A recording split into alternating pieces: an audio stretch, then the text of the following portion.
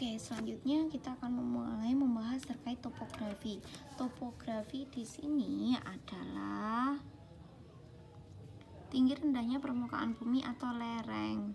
Berarti kalau misalkan ada pertanyaan, kemarin saya pernah memberi pertanyaan, kalau misalkan ini ada tanah, dia di dataran rendah, kita kasih poin A, tapi dia nggak ada tumbuhannya, sama ada tanah yang ada di dataran tinggi tapi dia itu ada tumbuhannya. Ketika dua wilayah ini hujan, kira-kira manakah tanah yang lebih cepat tererosi, tanah A atau tanah B? Jawabannya adalah tanah A, karena di sini tidak ada tumbuhannya. Jadi kalau air hujan jatuh, dia akan membuat tanah kaget. Ketika tanah kaget, dia akan melepaskan material yang paling atas. Jadi material yang paling atas akan lepas, terus kemudian membuatnya terangkut oleh aliran air. Tapi kalau di sini ini bab terkait eksogen ya. Kalau di sini air hujannya bisa turun lewat bagian dari tumbuhan dulu, seperti daun. Ketika udah dari daun, dia akan turun lewat batang, terus kemudian baru dia masuk tanah. Tapi kalau memang misalkan di daerah dataran tingginya, di sini tidak ada pohonnya, lebih cepat mana tanah itu tererosi?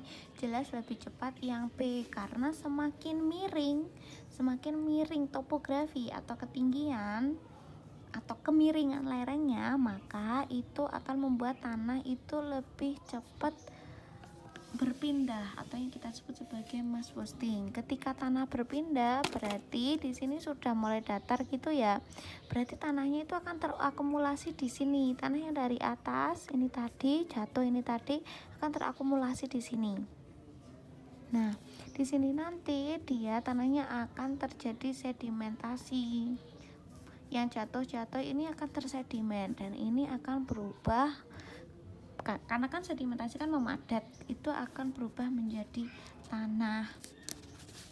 Itu adalah terkait topografi. Terus kemudian cluenya topografi juga, semakin lama tanah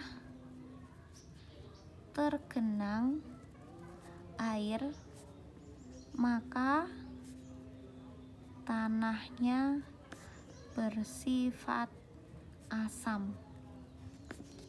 Oke, cluenya ini, semakin lama tanah tergenang oleh air, maka tanahnya bersifat asam.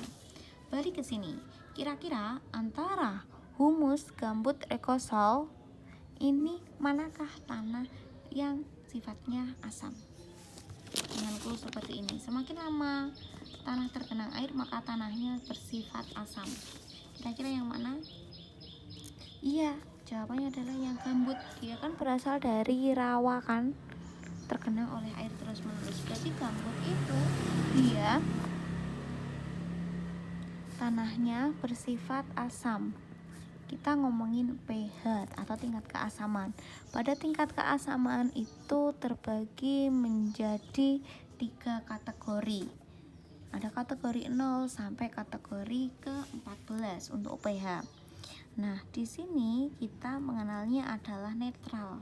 Netral di sini seingat saya adalah dia berada di pH 6,6 sampai 7,5.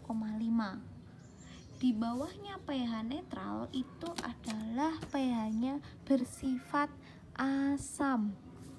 Berarti pH yang asam itu adalah dari 0 sampai 6,5. Sedangkan pH yang bersifat basa itu adalah pH-nya 7,6 sampai 14. Nah, kira-kira tanah gambut itu produktif nggak untuk tumbuhan, untuk perkembangbiakan tumbuhan? Pada dasarnya dia tidak cukup produktif. Berarti harus diubah dulu biar dia itu menjadi produktif. Tetap namanya tanah gambut, tapi agar lebih produktif. Nah, terus kemudian itu terkait topografi ya. Sudah cukup bisa dipahami. Terus kemudian kita akan mulai membahas terkait waktu. Di sini saya akan memberikan penggambaran.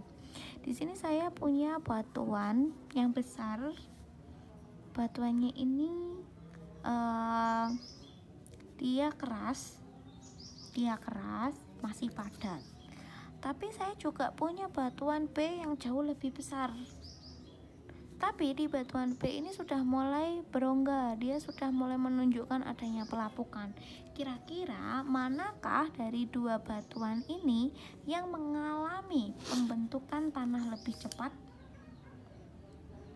Yaitu adalah batuan yang B, karena dia sudah mulai melapuk, dia sudah ada partikel-partikel calon tanah yang jatuh.